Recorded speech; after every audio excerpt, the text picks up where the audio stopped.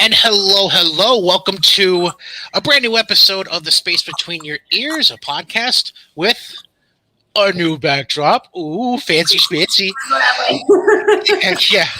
I got a new backdrop, and then our special guest has a flowered curtain behind her. It's lovely. Nice It's very job. lovely.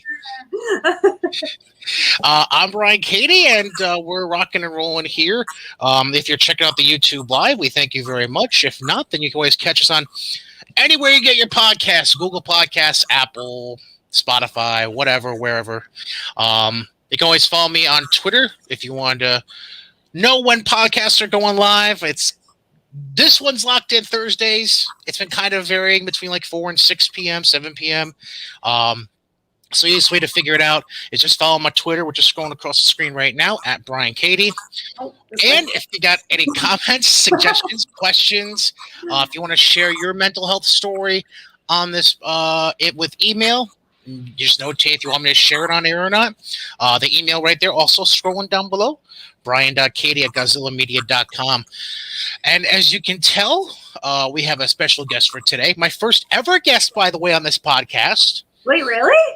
That's right. Yes, because we spent the last 2 weeks not telling my whole story, but it's focusing on certain areas about my story.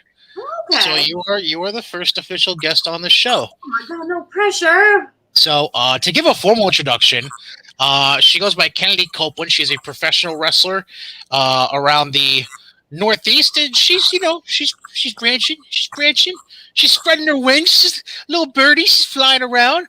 Literally, if you go see her matches, she's literally flying around. Sometimes it's not up to me. Hey.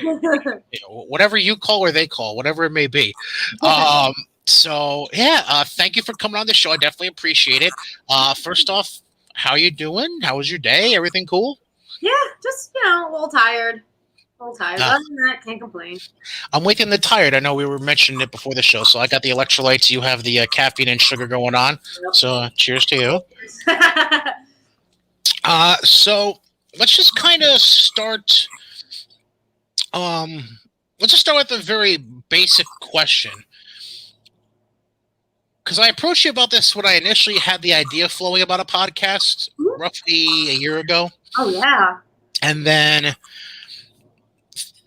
the gears were halted very quickly just because I had stuff going on and had issues with equipment and stuff like that. But then I had this opportunity come up and stepped on the gas and got it going. And I reapproached you about a week or two ago. And you still said yes. Crazy person. So I guess the question becomes, why did you say yes to coming on this podcast to share your story? It's something that I'm not ashamed of. I'm always open to sharing it. I like to say I'm an open book.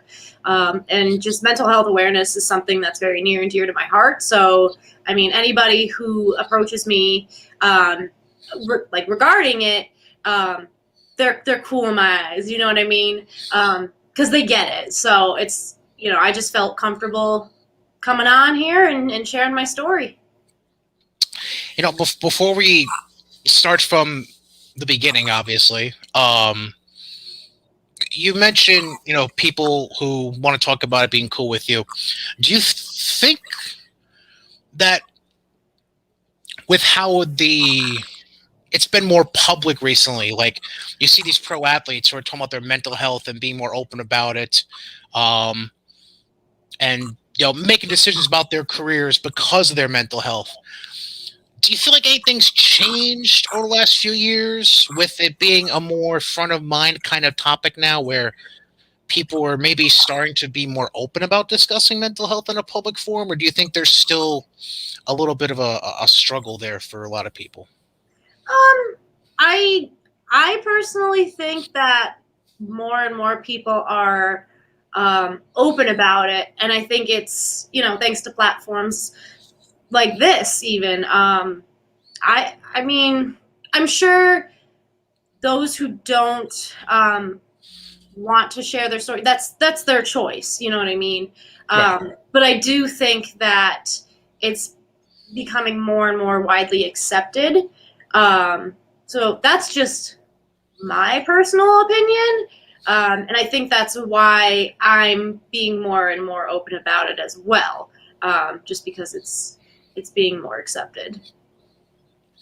Now, if you were to try to pinpoint either a certain age range or a specific event or a period of time that triggered the start of your mental health journey, where would you roughly place that, and what do you think caused it?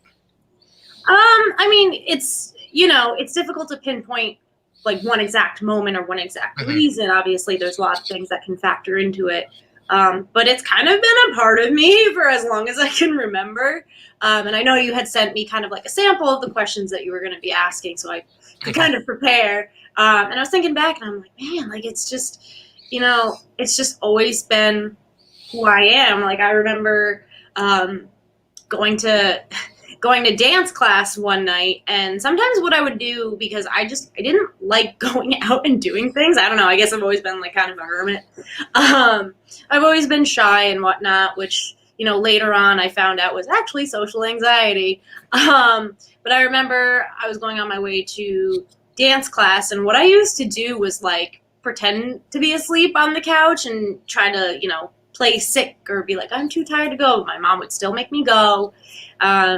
And I can remember exactly her saying, like, I'm in the front seat, and she's talking to me, and she's like, you're very anxious. And like that, that was just a word to me. I'm like in second grade. I don't really know what that means, but now I get it. And even before then, it was just, I would work myself up to the point where, I would be sick for months. I'd just be constantly vomiting and everything. That's how bad it used to be. So really, it's just always been a hot mess. Now, when you look back as to when you were younger and you were still a child, was there any kind of hobby or activity that you can specifically think of that would take your mind off things or would decrease your anxiety and calm you down? Or was it just something that you just consistently struggled with over time as a child? I mean, and I'm sure we're going to kind of get onto this topic later. But a lot of it would just be like, I didn't mind keeping to myself. And this is something that I'm even still kind of like just coming to realize. I didn't mind keeping to myself. And it's hard to, because, I'm the youngest of 6. So there's a lot going on in the house, and there's a lot of different personalities. And I mean, I have 3 older sisters, and they were all cheerleaders. So then there's the 2 brothers, and then there's me. So I was always kind of, not quite one of my sisters, because they were all cheerleaders. They were all popular. They were legitimately like homecoming queen. And so that's what my mom kind of expected me to be. But I was like, I don't want friends. So anything like kind of just being on my own, I would be okay with, playing video games or reading or like walking my dog or, just being with my animals. Like those were things when I would feel most at ease. And I, God bless my mom, not trying to like throw her under the bus or anything. But she would kind of, I don't want to say she would force me to do these things, but, she's like, why don't you try, X, Y, and Z? Like, let's do this activity. And I just, I would go along with it because I felt I had to do it. But that didn't mean I enjoyed it. So just a lot of kind of being a homebody. I was enjoying myself. Yeah, I was a homebody in a different sense. Like I had friends and stuff, but like I remember trying, because you mentioned trying different things. The only thing that really stuck with me growing up was baseball and kind of basketball. Like I tried doing karate, wasn't for me. Boy Scouts, don't put me in the woods. No, do not put me in the woods. Noted. The story I think of is the one time I went to summer camp. And for one of the merit badges, they had us build our own shelters out of whatever wood or sticks was available in the wooded area we were in, and we had to sleep in our sleeping bag underneath them overnight. I wake up the next morning, I have this huge spider on my arm Oh no. And I went to further investigate. I had like 4 or 5 spider bites on me. I'm like, nope, we're Oh, done. We're done. That's it. that's not good. How old Yeah. was Like I've been in cabins since. Totally fine with cabins. No Oh, big for deal. sure. But creating your own shelter, that's a whole nother level of psychotic that I know. They expected children to do that? Apparently. I was, God, how old was I? 10? Oh my god, I couldn't do anything like that now. Yeah, I think I was around like 10 or 11. Yeah, something like that. I don't know. I'm sure my mother will correct me when she hears this story. Anyways, um, so let's um, so let's just kind of dip into early on as far as pivotal moments. Like you mentioned, like childhood, was there wasn't anything specific that would trigger your anxiety. Just it would flare up and it would just kind of happen. Mhm. As you were getting older and into your teenage years and eventually young adulthood, um, any pivotal moments that you specifically can like just say that was one, that was one? Anything specific? Yeah, so I remember when I was in ninth grade, I was in, and it's funny to me now because like I love social studies, but I was in social studies class and it was the teacher that I just didn't like her. Um, and I remember just looking up at the clock and seeing that there was still 10 minutes left. And my just like guttural instinct was like I gotta get out of here. I just didn't want to be there anymore, and that set off what I now know was a panic attack, and that was the weirdest sensation in my life. It felt like I was in a dream. I felt like I had to kind of rip onto the desk, otherwise, like I was just gonna lose control, or like it was almost like an out of body experience. Again, what I now know as like digitalization, depersonalization, and all of that. And then that happened, and then I was afraid that it would happen again, and then I was afraid it would happen in other classes. So pretty much, I'm having like panic attacks all day, every day in school, and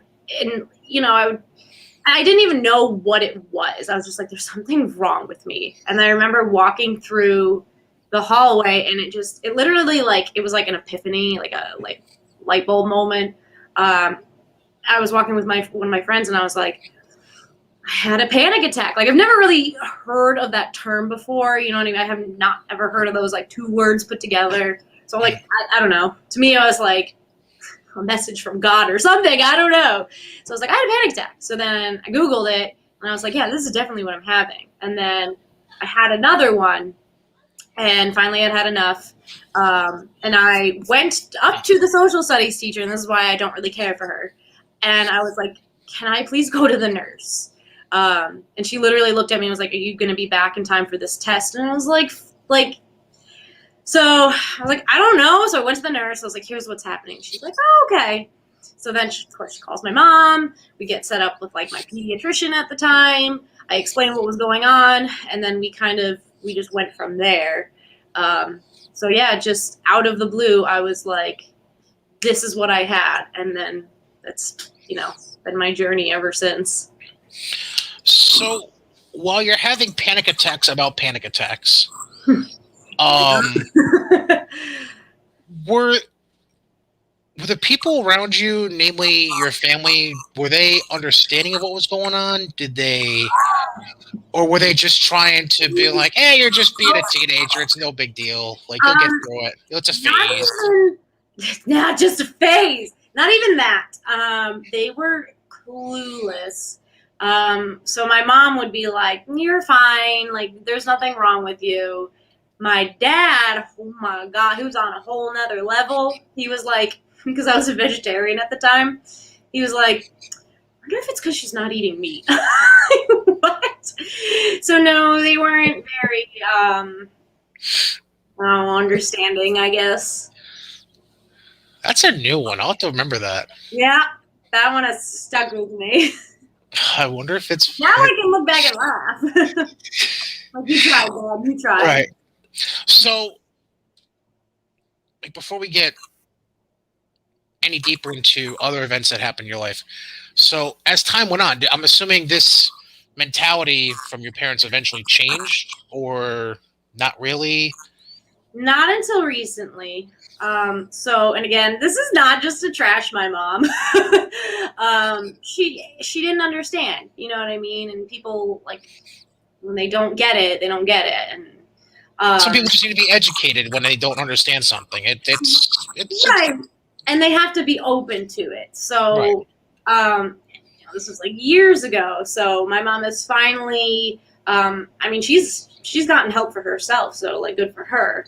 But I remember, so the pediatrician was like, okay, here's a place to go get medication, and then also set up therapy sessions. My parents' insurance would only cover so many sessions. So towards, we're winding down, and my mom was like, it's been helping, right? You seem better. I don't think you need this anymore.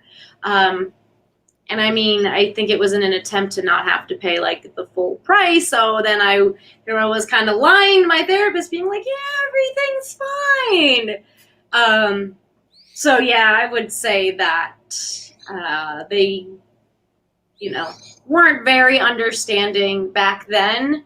But now, we as a family as a whole have kind of gone through a lot together. So they're definitely very much, they're more open-minded.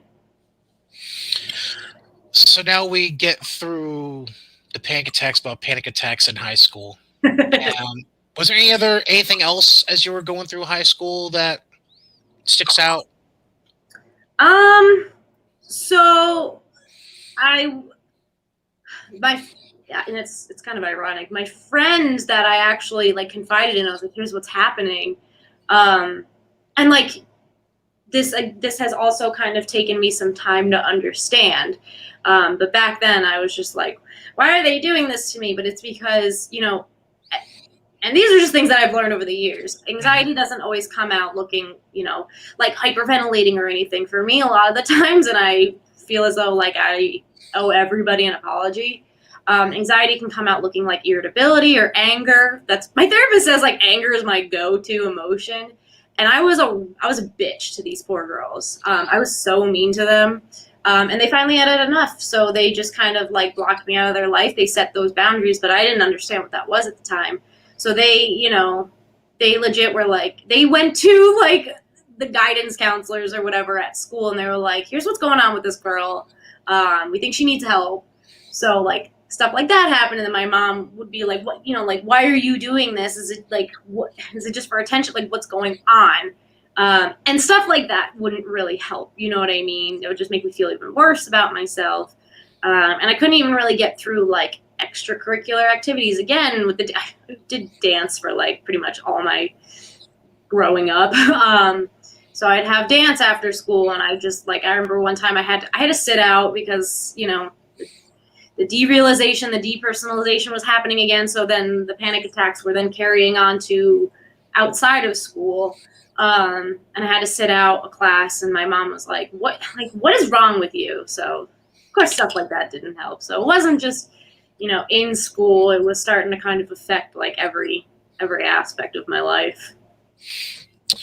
Professional wrestler Kennedi Copeland joining me here on The Space Between Your Ears. Yeah.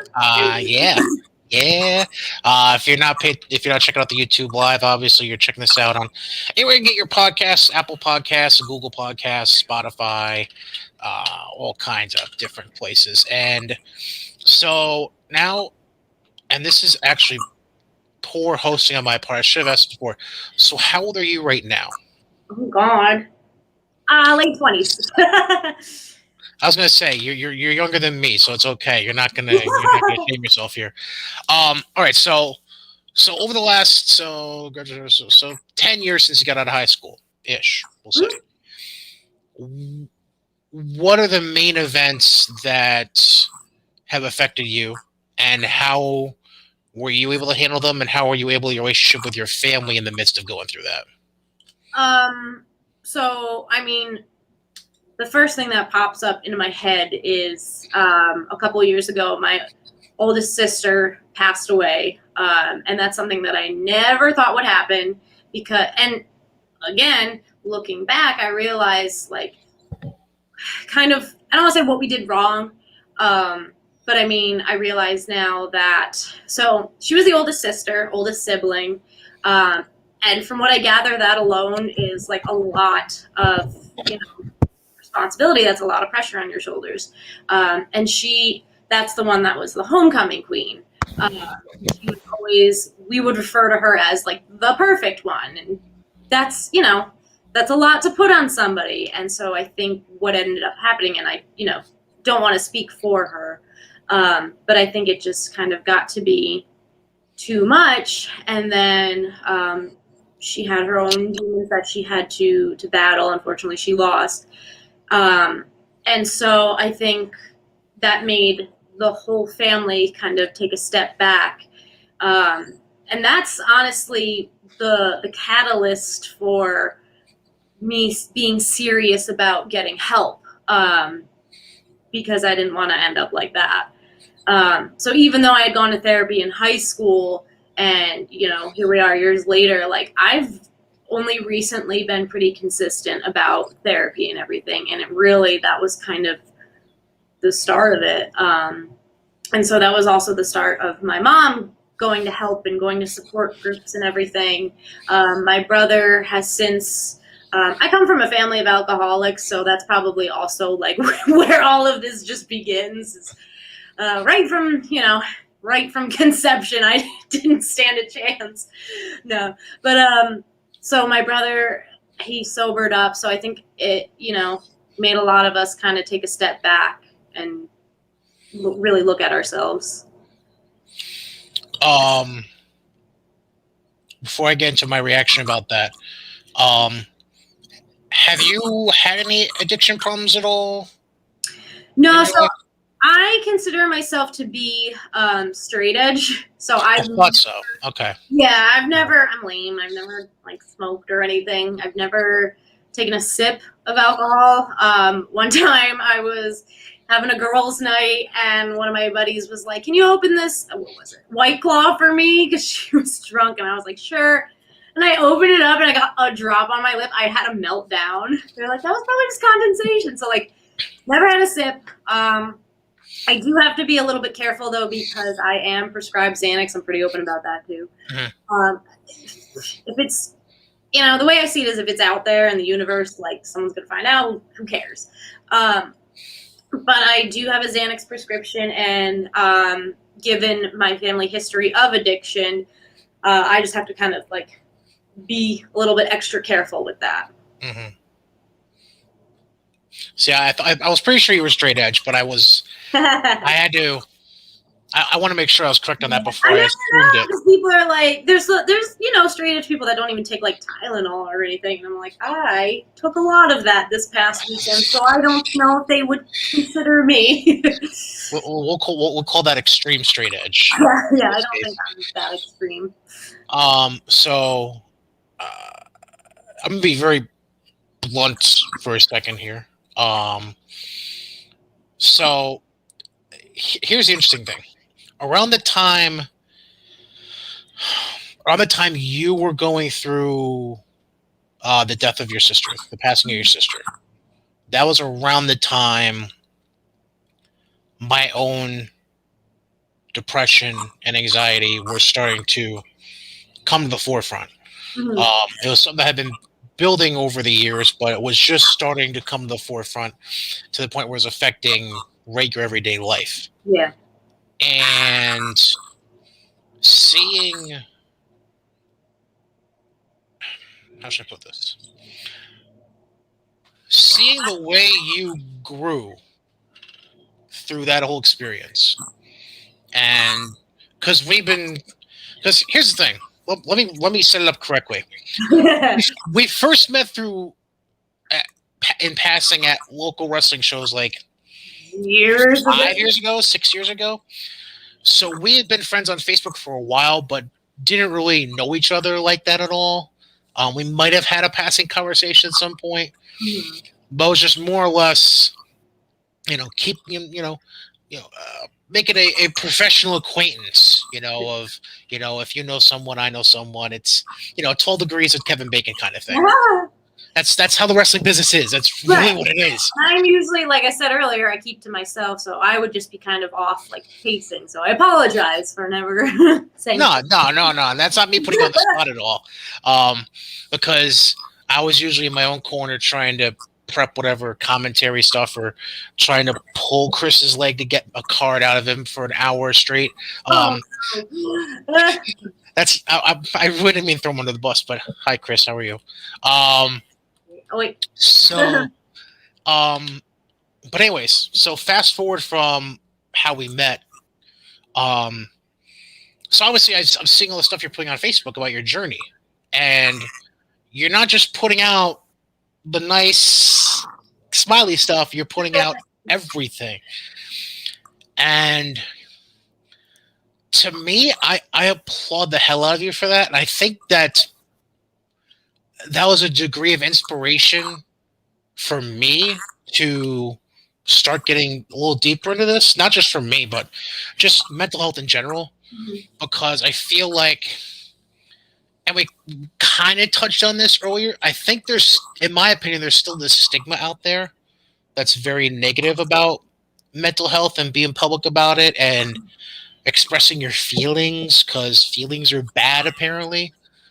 But they need to be put out there. They need to be expressed, because if you just keep internalizing everything, then it leads to anxiety or panic attacks, or God forbid, if you're in the shape I'm in, it could lead to some physical issues potentially. So I applaud you for the way you've handled things since then. And I think a lot more people who are in our similar line of work could learn a thing or two from the way you've approached things. That's just my opinion, though. I mean, there's nothing wrong with not having all the answers or not knowing everything. I mean, there's always something to learn. I'm still learning stuff every day. I've gone to therapy for 3 years now, and I talk to my therapist. There's still something where I'm like, what? Yeah, it's a never-ending process, but to me, when therapy gets boring and there's nothing to talk about, that's when there might be a real problem growing. If that makes any sense. That's kind of interesting. Yeah, like, because to me, depression, anxiety, everything that falls under those umbrellas, that's an everyday struggle. And it could be the littlest thing. It doesn't have to be something huge. Yeah. It could just be like the littlest trigger set you off. And it's like, oh, yeah, I could still work on that a little bit about me. Or well, and that's the thing, is that's how I know. So when stuff like that happens for me, that's actually how I know I forgot to take my medication that day. Because I lost something the other day, and my boyfriend was like, it's like, oh man, you can be a little scatterbrained, or you can be a little messy. And I pride myself on being very, because I'm also, and I don't use this as a joke. I don't care if people do say oh, I'm very OCD. I'm legitimately diagnosed with OCD. And I think it's because, I also grew up in a home where we hoarded things. So now I'm very neat and organized, and I need to know where everything is and whatnot. So I lost something over the weekend, and just that little comment was enough to I cried. So my poor boyfriend was like, it's okay. And I was just like, no, it's not, because now you think I'm a wreck, and it just, one little thing can make me spiral. And then I have to kind of pause and reflect, as my therapist likes to say. And I have to be like, why am I acting like this? Okay, step one, I should probably take my medication for the day, and then we go from there. Medication's a good start. Yes. Yep. Yeah, I miss a dose, I'm a nightmare. So. So now let's get into not to offend your boyfriend, but I'd say it's your biggest love. Let's get into animals a little bit. You mentioned animals earlier. So you obviously loved animals for as long as you can remember. like, how many pets do you remember having growing up, and how many do you have now? We never had a shortage of pets. At one point growing up, my family had like 10 cats, and I swear we weren't like animal hoarders. We just hoarded stuff. But what happened was my brother like acquired a cat, and then like we set up the appointment to like get her spayed or something. But of course she had kittens, so my mom was like, "Well, we can't like split up the family." Right. Keeping them, stuff like that. So that's why I'm also very pro spay and neuter your animal, so this doesn't happen to you. So Bob Barker always said it for 40 years. Damn it, do it. Right? He didn't say it for nothing. I think at like one point we had like 10 cats. With my poor ex-boyfriend, who we're still on very good terms, we had 17 cats at one point. I've had like 8 ferrets at one point. I only have 5 ferrets now and 2 dogs of my own, but it's just something that I've always had.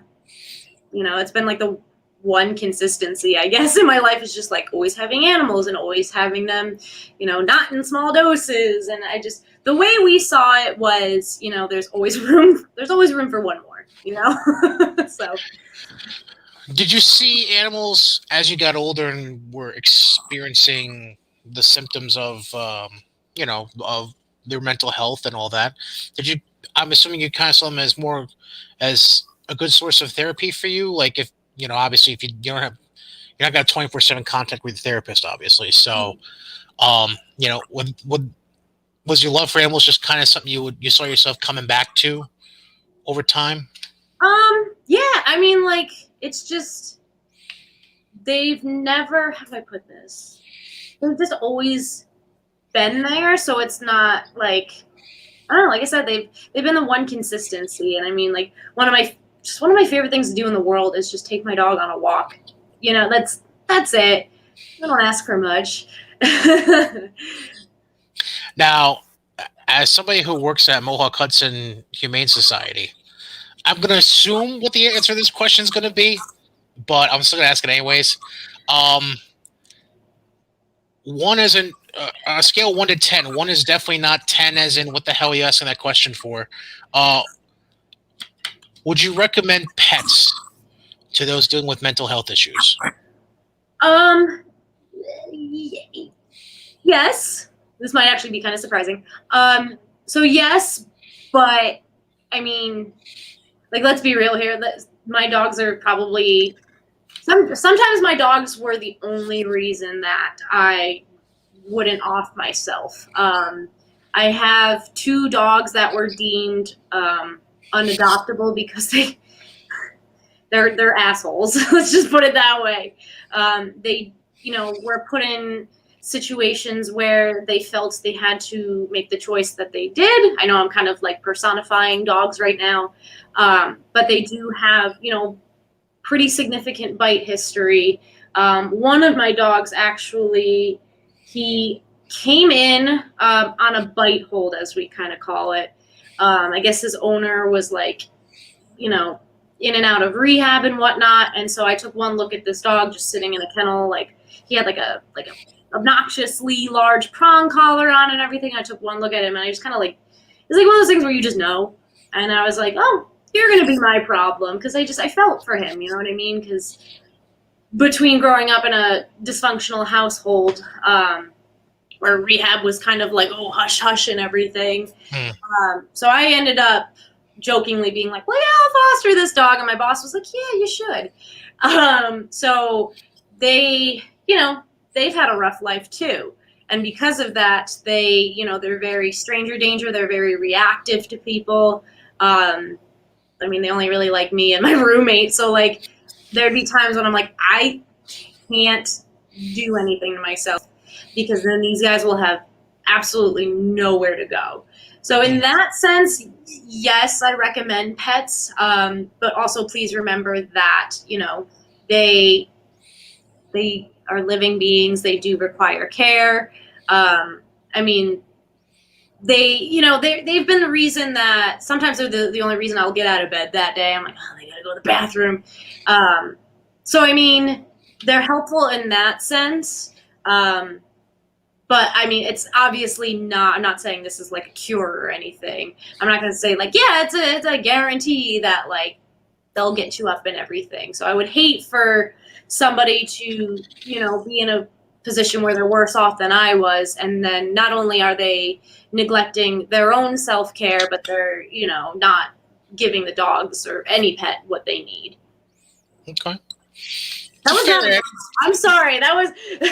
No, it's a fair answer. It's an honest answer. I'm not gonna discredit you at all for that. That was fine.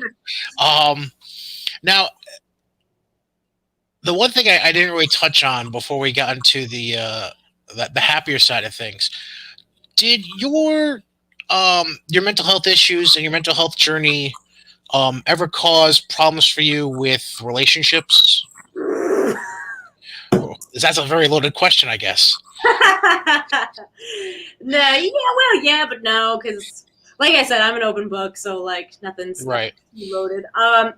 Yes, and I mean I have done and said some things where I'm not proud of. I own up to it. That's something I had to learn in therapy, is you gotta hold yourself accountable or else you're never gonna get over it.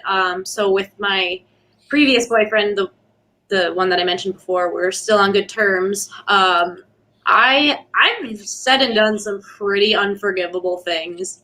And now it's kind of something where we can kind of look back and laugh on now. I mean, there was a period of time when, shortly after we broke up, and this is like normal couple stuff. We didn't talk for months, and then one day he's like, "We need to smooth things over." And then ever since after that, like we've been really good friends. But I mean, before that, it was just, I would low blow, you know what I mean? I would say just uncalled for things and whatnot. And he would, there's some things that I don't even remember, like throwing things or like breaking things. Again, not cool at all. He's like, "Do you remember like that one time you did this?" And I'm like, I have no recollection, because I would just like black out from anger, which again, that's unfortunately my go-to. So one time I broke, and I'm only laughing because I'm like, I'm such an idiot. One time we had like a space heater or something, and like I kicked it and broke it, and I thought like I broke my toe, but I was just like so enraged that like I couldn't be tamed. So yeah, I mean, I've definitely done my fair share of wrongdoings, and I kind of took that and I tried to not bring those into other relationships. So I would try to be more open and try to, communicate and stuff. But then I got to the point where in another relationship, I would voice my insecurity, and, I'm not proud of this, but I'm a very jealous person. So I'd just be like, "Hey, I'm feeling this way." And then it got to the point where it would kind of be thrown back in my face. And, I was told that I internalize my feelings like a child, which to me, and I've talked to my therapist about this, if there's like a conflict going on, my first instinct is to just remove myself from the situation.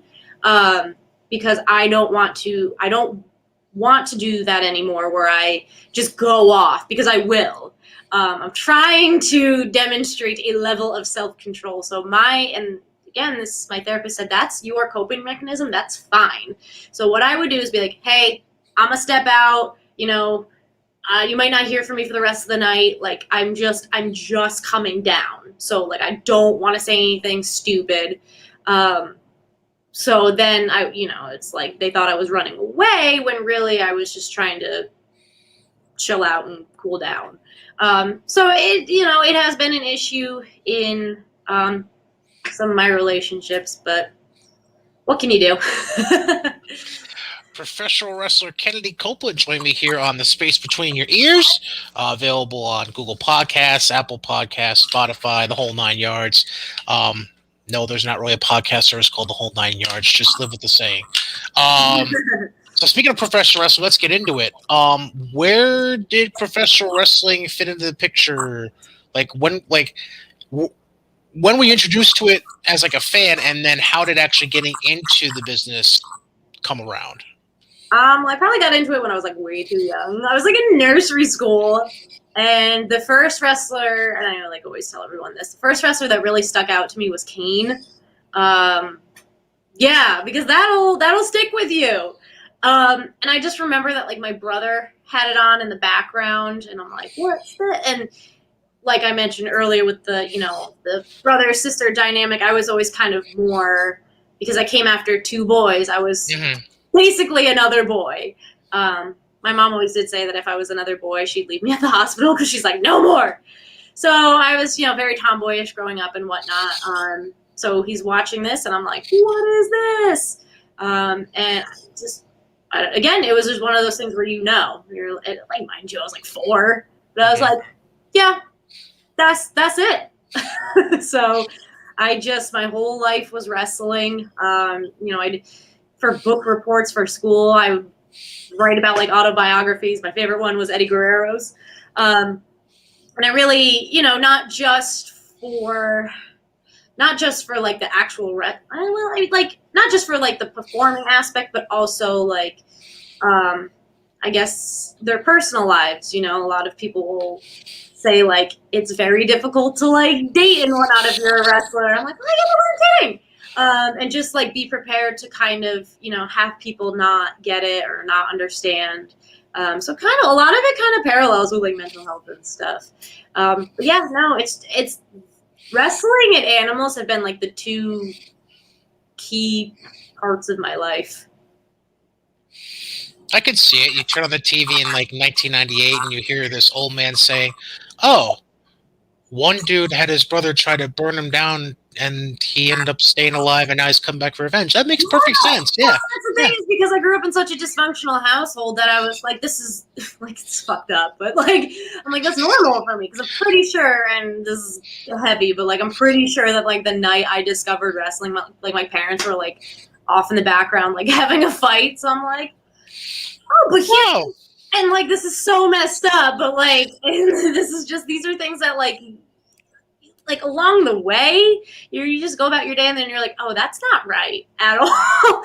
But like, I think it was kind of like, I could relate to it, but at the same time, I'm like, oh man, like I can actually pick a side. You know what I mean? I'm like, well, that guy's clearly the good guy. I'm going to root for him and stuff like that. So yeah, there was a lot of stuff from that era of wrestling that was kind of, that like you look back now 20 years later, you're like, yeah, like I don't know. Let me think back for a second. An old woman giving birth to a hand. That would be one. Even right up to like the ruthless aggression era. I mean, like, as we all know, Edge is my favorite. No. So the live sex celebration, like, oh god, my brother. Oh god, he was watching that in like the den in our house, and I guess my dad like came downstairs and was like, what are you watching? He's like, your sister's not watching this. He's like, not like, I don't know. I think she's upstairs in her room. I was in the basement watching. Like, I should not have been. Sorry, Dad.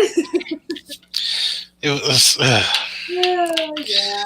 Look it up on your own. I'm not even gonna bother trying to describe it right now. Exactly what it sounds. Yeah. Just know there was a bed with satin sheets in the ring. That's all you need to know. Yeah. That's it. Yeah, that's it. So, I mean, I guess we already touched on pro wrestling and why it was an important part of your life. We already touched on that, basically. The name. Like, I don't know how deep you want to get into this, or if there's really a simple answer to this. Oh, yeah, no. I mean, if you can you guess where it's from?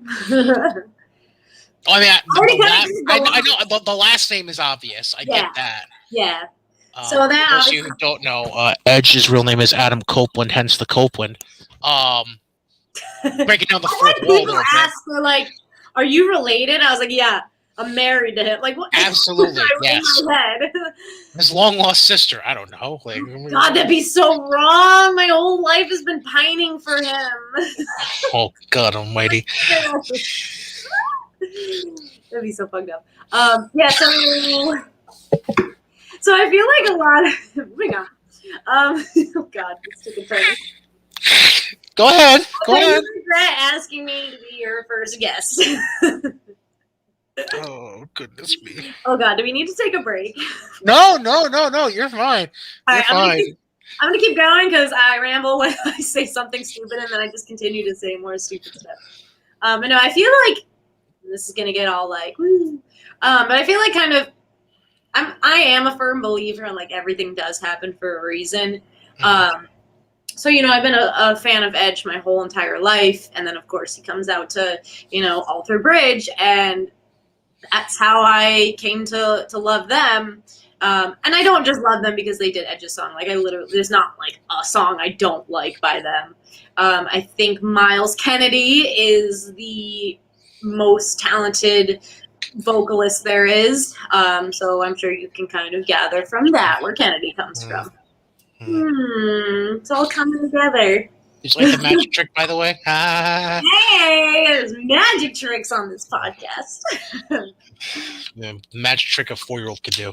I'm impressed. I have the mentality of one, so I'm like, whoa! Whoa! Let's go read Berenstain Bears. Shut up! I love them! Oh, that's what I get for mentioning it.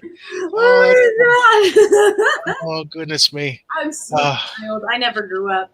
There's no hope. So, what was the name of what were the teddy bear movies that came out recently? Not Ted, the kid ones. Codrington or something, or I don't remember. There was oh jeez, what was it? What I want to say Codrington. No, I think it was called Codrington. I'll look it up. I'll share the info. Yeah, you gotta message me. All right. So, in general, I'm like, are we talking about 3 circles of people basically that your life kind of rotates around? There's the family, and then I'm assuming you kind of have like an inner circle of, for lack of a better phrase, we'll call them work family, and then over here is wrestling family. You let it be so that neither the twain shall meet, or does it mix, or? I think it. I mean, I don't know if it's just because of happenstance, but they don't really meet. I mean, there was one time that, and like this meant the world to me, and like I don't know how I can ever repay them. But I don't know if you were there. I had a local show, and almost my entire workplace came to watch and cheer me on.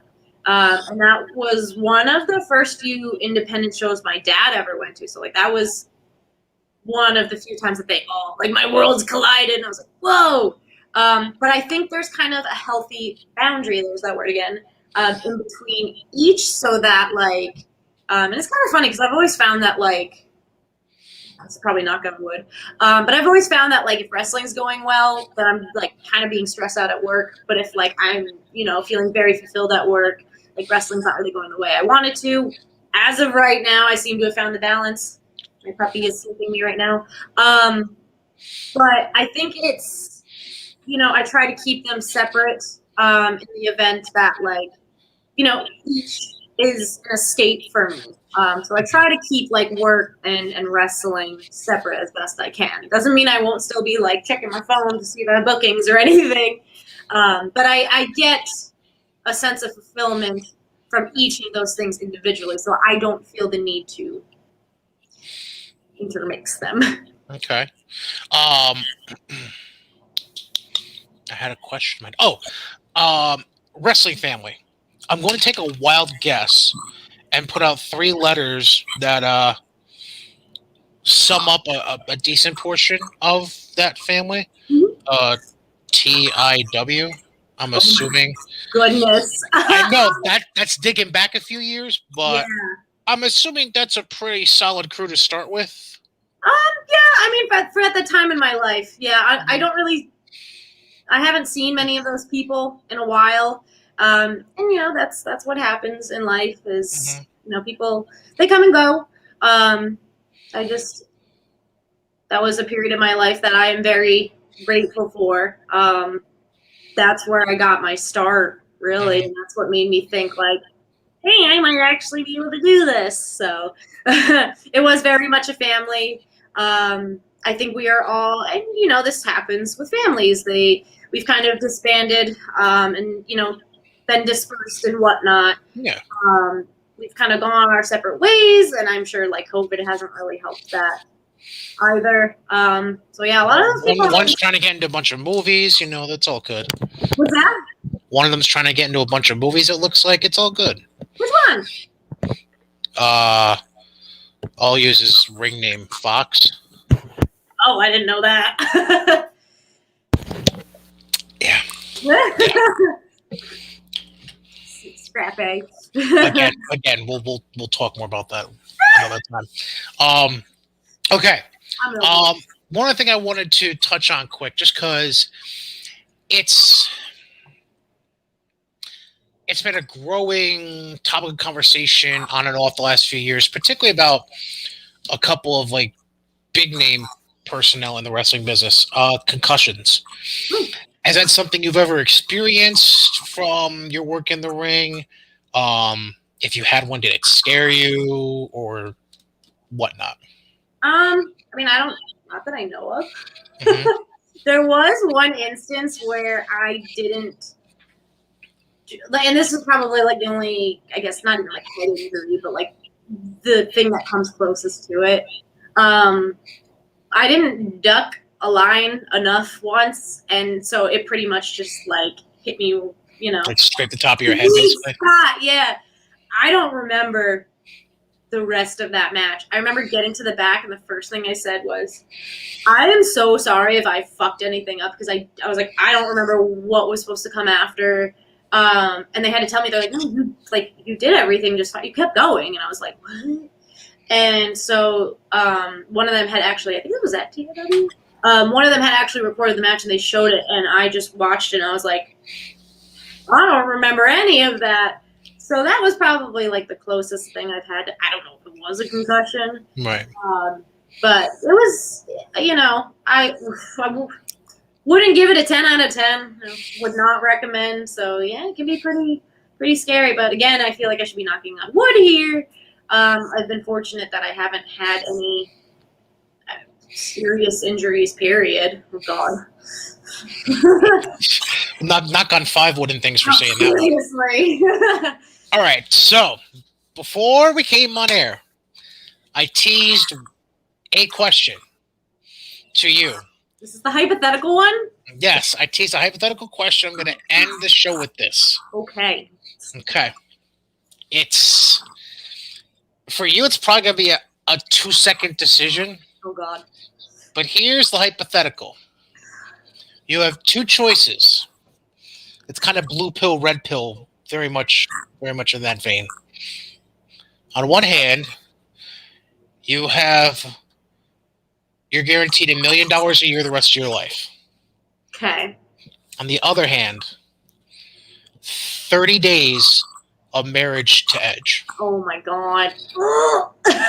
And I think this will surprise you.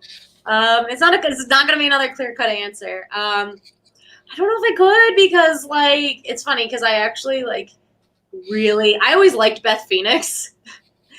Even before they were. Oh, come on. So I'm like, no, I respect her way too much. I don't want to be a homewrecker. Never again. I might just have to take the money and run. I'll wipe my tears with my wads of cash. Oh, jeez. I mean, okay. I don't know, I just buy his love. Can we do that? Buy his love? Yeah. How are we going to buy? Why am I saying we? I'm not putting myself in the equation. How are you going to buy the love? Listen. We can figure out a way for Beth to disappear. No, I'm kidding. I'm kidding. That sounded threatening. No. What if I paid her off and be like, listen. I need you. I swear I'll be 10 reviews. That's messed up. Wait, what'd you say? I said I'll pay her off, and I promise I'll be a really cool stepmom. Wow. Okay. I hope that answer was better than what you wanted. Why did I even bother asking that question? Oh my goodness. All right. With that said, Yeah. With that said, yeah, is there no. anything else you wanted to touch on or say, or parting words of wisdom? Oh God. I feel as though I covered I always do this. Spay neuter your pets. And just really focus on self care. It's not always, like bubbly baths and whatnot. Um, sometimes it's, and I just had to do this the other day. Sometimes it's uh, taking a look at your schedule and being like, this is going to make me get burnt out. I'm going to have to duck out of some shows. And if they get mad at me, then that's a them problem, not a me problem. I need to take care of myself first. Yeah, would that be a lesson to you? Well, I have to say, I thoroughly enjoyed this conversation. Ooh, Um, yeah. I was curious about it at work today because I had to do like a news interview and I screwed up. So I'm like, I don't got the talking chops today. I don't got it For in. what, TV station, newspaper? Who? Yeah, for the local news, they're doing a segment on one of our dogs. So of course I was like, I okay. could probably take a guess what news station then, since you said that. Yeah, Would it be 10? yeah. Steve Caparizzo? It wasn't for Steve Cap, but it was for like just yeah, like their website or I don't know. See, I don't know. I don't even know. whatever. Here's Whatever. the dog. Here, this is who you want to talk to, not me. This one. That's the thing is, I was talking to the dog the entire time. Like, this is easy, and then I looked up and had to like talk to the microphone. I'm like, you're not good at promos, so I'm sure you were fine. And promos we can always work on. Yeah. Stop improving. So yeah, Kennedi, it's been a pleasure. Thank you. I really appreciate you coming on and being the first guest on the Space. Don't forget, if you want to listen back to any of the old episodes, just go and look at the other episodes on YouTube or check out the audio version only if you want on Spotify, Yahoo, Google Podcasts, Apple Podcasts. Who knows? I don't know. They're all different these days. Spotify, wherever you get your podcasts, you can check it out. Just search for The Space Between Your Ears. And as always, we're presented by Gozilla Media. Kennedi, thank you very much. And enjoy your holiday weekend coming up. And spay and neuter your pets, damn it. Yeah. Bye. Bye.